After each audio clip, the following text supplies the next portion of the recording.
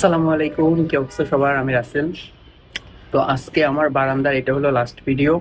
Actually আমি বারান্দায় মুরগি পালি, এটার কারণ হলো কি ডিম খাওয়ার জন্য। আর মাঝে মধ্যে যদি মুরগি বেশি হয়ে যায় সেক্ষেত্রে আমি জবাই করে খাই, এইটার জন্য আর কি।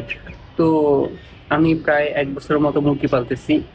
তো এর মধ্যে জানি না যে এই বাসায় মুরগি পালা যাবে না বা কিছু একটা সামথিং। তো সেদিন বাড়িওয়ালা এসে বললো কি মুরগি পালা যাবে না। তো এই জন্য সবগুলো মুরগি অলরেডি এটা নিচেরটা এগুলো সেল করে ফেলছি।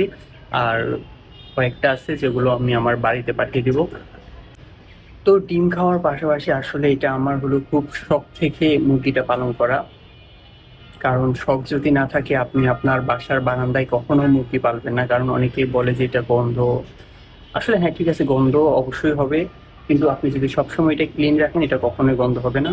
যেমন আমার গুলো আমি অলমোস্ট প্রতিদিন আমি ক্লিন করি, যার ফলে দুর্গন্ধটা আসলেই হয় না বলা যায়।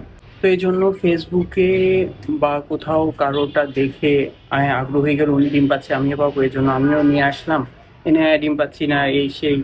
তো এভাবে এনে একটা প্রাণীকে কষ্ট দেওয়া ঠিক না। অবশ্যই শখ থাকতে হবে, শখ না থাকলে এটা কখনোই আপনি পারবেন না।